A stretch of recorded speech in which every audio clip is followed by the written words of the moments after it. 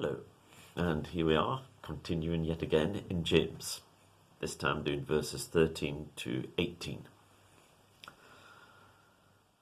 Let's read 13 to 15 first of all. Remember we're talking about, consider it pure joy when you go through all kinds of trials. When tempted, no one should say, God is tempting me, for God cannot be tempted by evil, nor does he tempt anyone. But each person is tempted when they are dragged away by their own evil desire and enticed. Then, after desire has conceived, it gives birth to sin. And sin, when it is full grown, gives birth to death. More somber words from James. We get lots of somber words from James. And when we go through trials, we need to recognise the times in life when we are most vulnerable. And when we go through trials, our thinking, our heart, our emotions, we're always vulnerable to some extent. But when we go through trials, we are particularly vulnerable to getting things wrong. One of the prayers I always pray when I know I'm going through difficult times, and so I pray this at some other times as well, is, Lord, protect me from my own stupidity. It's a powerful prayer. When we're feeling under pressure, we are more prone to doing things wrong.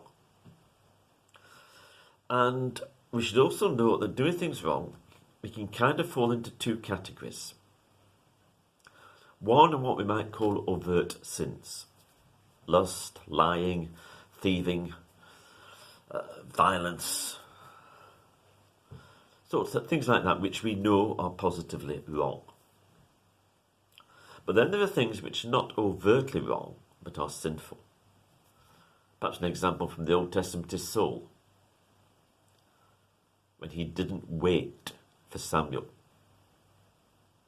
and then went ahead and sacrificed some animals himself. Am I getting things mixed up? Anyway, the exact details. He did something he wasn't meant to do. It wasn't something that was overtly sinful as such. It wasn't like that. But you can imagine waiting for Samuel. Samuel didn't seem to be turning up. I can sympathise with him. Why is he not here yet? Well, I'm just going to go and do it myself. It was wrong. God judged him for it. So there are things which are overtly sinful, and there are sins which are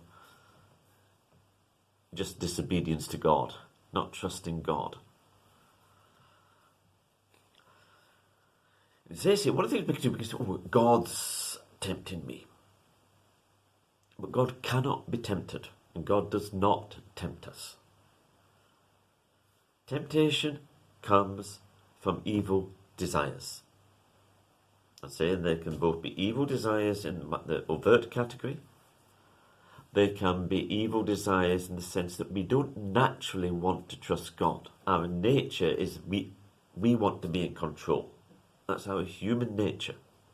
We want to be in control. We're not meant to be in control. God's in control. And when we give in to it, it leads to death. Now, sometimes people today talk about overt sins, largely in the sexual arena. A lot of the talk usually about being born that way, or we were created that way.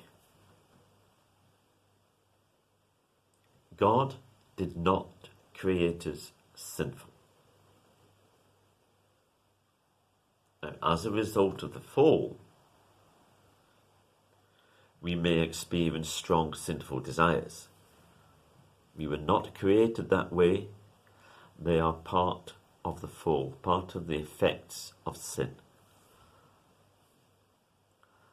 Anyway, this is a very somber one this week. 16 to, let's finish this section off, 16 to 18. It's not going to get much jollier. Don't be deceived, my dear brothers and sisters. It's the NIV. The ESV would say, dear brothers.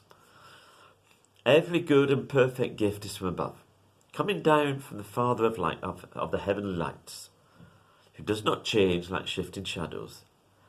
He chose to give us birth through the word of truth, that we might be a kind of first fruits of all he created.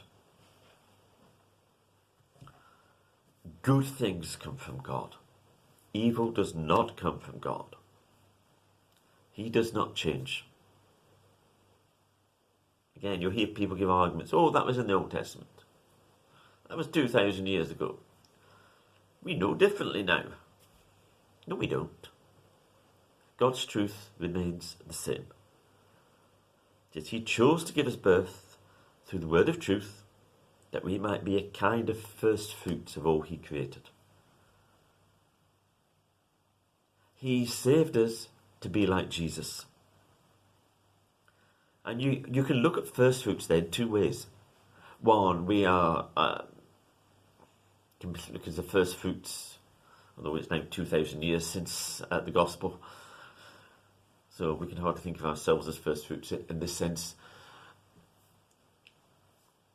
of the new humanity that God is creating through Christ.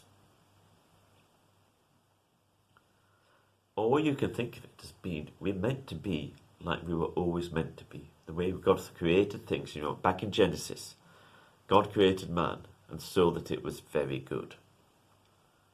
Created in his image. We have been saved to be like Jesus. Never forget that. Amen.